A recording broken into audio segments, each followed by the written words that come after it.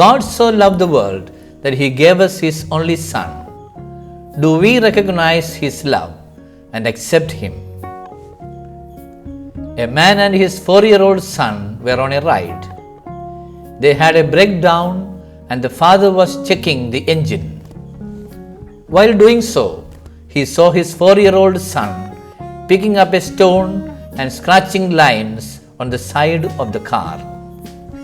In anger, the man took the child's hand and hit it many times with the stone. The child's hands were too soft to handle such an attack. At the hospital, the doctors found that all his fingers had multiple fractures and they had to be amputated. When the child saw his father, he asked, "Dad, when will my fingers grow back?" The man was so hurt and speechless. He went back to his car and kicked at it a lot of times. Devastated by his own actions and sitting in front of that car, he looked at the scratches. The child had written, "I love you, Dad." The man could not recognize the child's love that he had for his father. This happens many times even in our life. We fail to recognize God's love present among us. It happened in the synagogue at Nazareth. God sent His only Son to proclaim the good news to the poor, to proclaim liberty to captives, and to set the downtrodden free. But His own people failed to recognize God's love in His Son. As we read in the Gospel of St. Luke, chapter 4, verses 28 to 30, when people in the synagogue heard this, they were all filled with fury.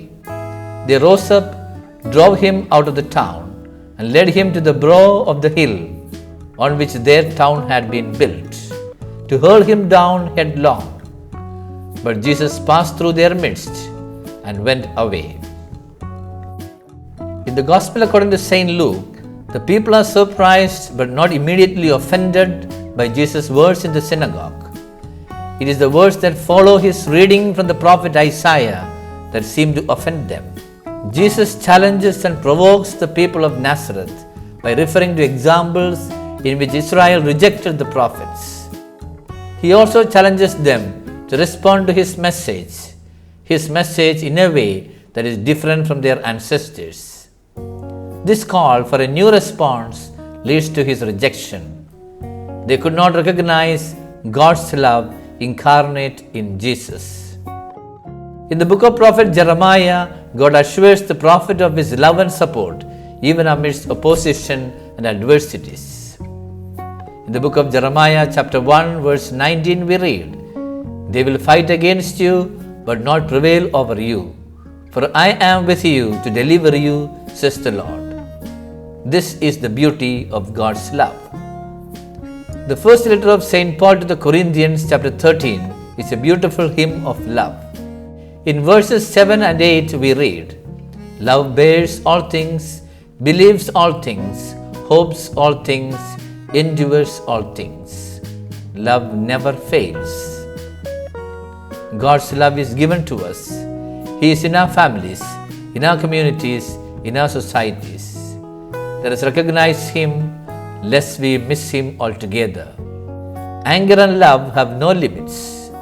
Choose love to have a beautiful, lovely life.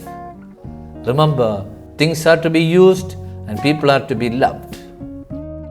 For faith, hope, and love remain, these three, but the greatest of these is love. With the psalmist, let us renew our commitment to God. "My lips will tell of your justice and of your help day by day. O God, you have taught me from my youth, and I will proclaim your wonders."